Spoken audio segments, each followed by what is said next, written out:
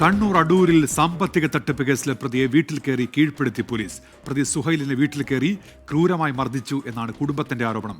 പ്രതിയെ കീഴ്പ്പെടുത്തുന്ന ദൃശ്യങ്ങൾ 24-ന് ലഭിച്ചു. ദൃശ്യങ്ങളിലേക്ക് ആദ്യം.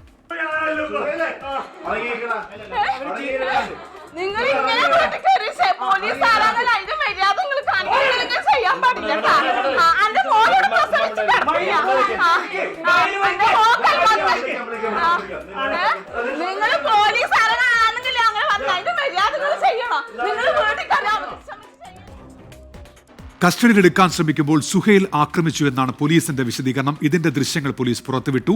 ആക്രമണത്തിൽ പോലീസ് ഉദ്യോഗസ്ഥർക്ക് പരിക്കുണ്ട്. ആ ദൃശ്യങ്ങളിലേക്ക്.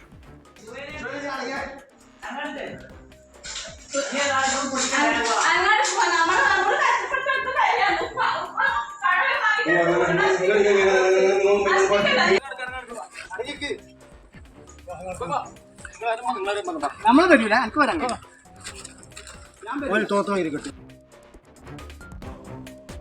കസ്റ്റഡിയിലിരിക്കെ ടോയ്ലറ്റ് ക്ലീനർ കുടിച്ച പ്രതി ഇപ്പോൾ പരിയാരം മെഡിക്കൽ കോളേജ് ആശുപത്രിയിൽ ചികിത്സയിലാണ്. അരുൺ പൂപ്പറമ്പ് വിശദാംശങ്ങളുമായി ഇപ്പോൾ കണ്ണൂരിൽ നിന്ന് ചേരുന്നുണ്ട്. അരുൺ, ഈ കുടുംബത്തിന്റെ ആരോപണം കഴമ്പുള്ളതാണോ അരുൺ?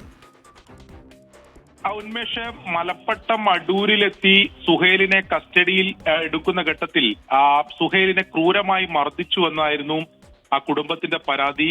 ഈ കാര്യം ചൂണ്ടിക്കാണിച്ചാണ് കണ്ണൂർ ജില്ലാ പോലീസ് മേധാവിക്ക് സുഹൈലിന്റെ കുടുംബം പരാതി നൽകിയത്. ഒരു സൂചനയുമില്ലാതെ വീട്ടിൽ അതിക്രമിച്ചു കയറുകയും അതിനുശേഷം കിടപ്പുമുറിയിൽ ഉണ്ടായിരുന്ന സുഹൈലിനെ ക്രൂരമായി മർദ്ദിക്കുകയും ചെയ്തു എന്നതാണ് ഈ പരാതിയിൽ പറയുന്നത്. അതുമായി ബന്ധപ്പെട്ട് അതിനെ സാധൂകരിക്കുന്ന ചില ദൃശ്യങ്ങൾ കൂടി പുറത്തു വരികയും ചെയ്തിട്ടുണ്ട്. ഇതിലാണ് ഇപ്പോൾ പോലീസ് വിശദീകരണവുമായി രംഗത്തെത്തിയിട്ടുള്ളത്.